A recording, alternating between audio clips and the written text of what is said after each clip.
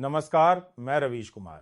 तो दोस्तों, 3 दिन पहले जो यूरोपियन यूनियन ने चाल चली वो भारत के लिए सीधा एक आर्थिक युद्ध जैसा था। भारत की दूसरी सबसे बड़ी रिफाइनरी नायरा एनर्जी को सैंक्शन लिस्ट में डाल दिया गया और फिर बीती पिछली रात अमेरिका के एक घमंडी सेनेटर ने पूरे टीवी कैमरों के सामने ऐलान कर दिया, we will crush Indian economy because they are buying oil from Russia. अब बात यहां तक आ गई है कि भारत को खुलेआम धमकियां दी जा रही हैं, वह भी सिर्फ इसीलिए क्योंकि भारत अपने नागरिकों के लिए सस्ता पेट्रोल खरीद रहा है और भारत वेस्टर्न कंट्रीज के हुक्म के आगे नहीं झुक रहा। तो फिर से सुन लो अमेरिका और यूरोप वालों, भारत अब 90 के दशक वाला कमजोर देश नहीं रहा। यह आज का आत्मनिर्भर भारत है जहां आंख में आंख डालकर जवाब दिया जाता है। और पिछले दोपहर भारत के फॉरेन सेक्रेटरी विक्रम मिश्री सामने आए और 2 टूक शब्दों में कहा कि इंडिया की एनर्जी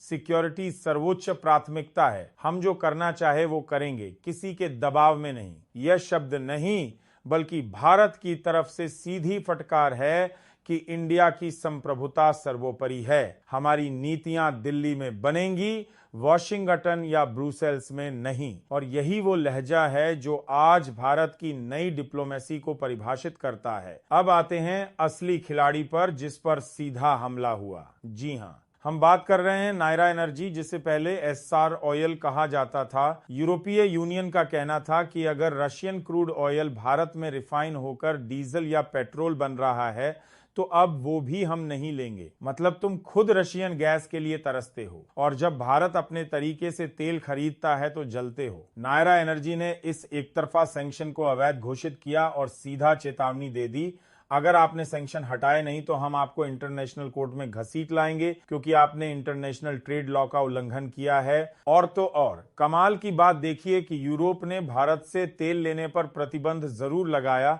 और उनके द्वारा भारत से तेल इंपोर्ट मना करने से फ्यूल क्राइसिस भी यूरोप में देखने को मिल रहा है। लेकिन दूसरी ओर नायरा एनर्जी भारत से हटने के बजाय भारत में 76,000 करोड़ का और भी ज्यादा इन्वेस्टमेंट करने जा रही है। ऐसा इसीलिए क्योंकि अभी तक जो डीजल और पेट्रोल यूरोप को भेजा जाता था, अब इंडियन रिफाइनरीज ने इस डीजल और पेट्रोल को अफ्रीका और एशिया के मार्केट में शिफ्ट करना शुरू कर दिया, जिसे आप रिपोर्ट में भी साफ साफ देख सकते हैं। और इस बात से साफ है, भारत अब सिर्फ जवाब नहीं देता बल्कि लीगल स्तर पर भी यूरोप को पछाड़ने के लिए तैयार है। फिलहाल पूरी डेवलपमेंट को इस वीडियो में समझते हैं, लेकिन भारत यूरोपीय यूनियन को मुंहतोड़ जवाब दे रहा है।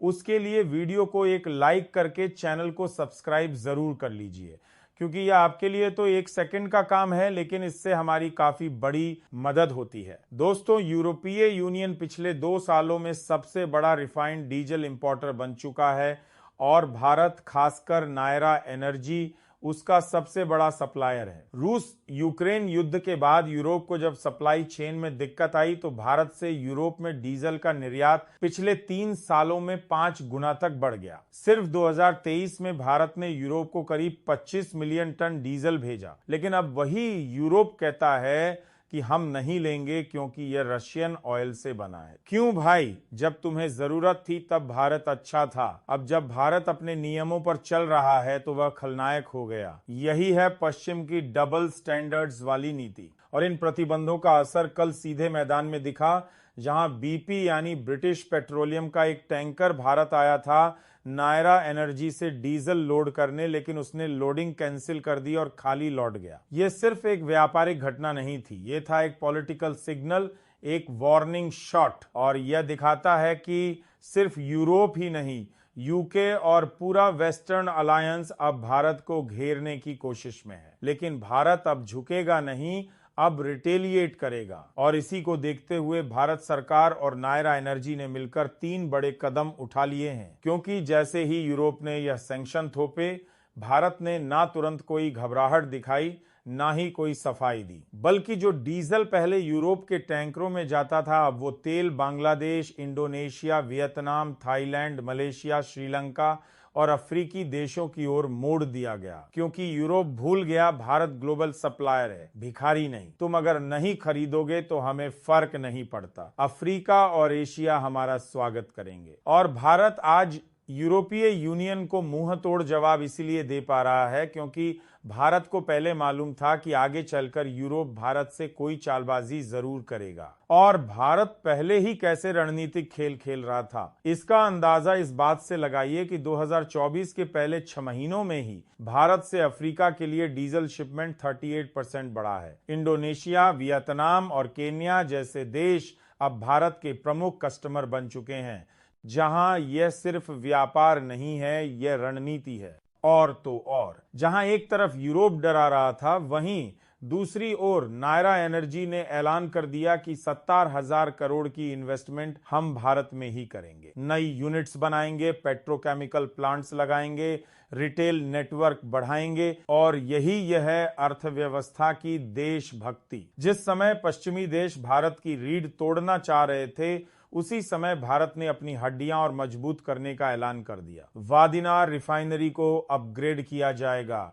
न्यू एज रिफाइनिंग टेक लाई जाएगी और देश भर में फ्यूल डिस्ट्रीब्यूशन पहले से ज्यादा मजबूत किया जाएगा। और याद रखो कि ईयू का बंद दरवाजा भारत के लिए अपॉर्चुनिटी का गेट है। चलिए अब बात करते हैं भारत सरकार की 3 बड़ी स्ट्रेटेजिक चालों की, जिससे दुनिया हिल गई।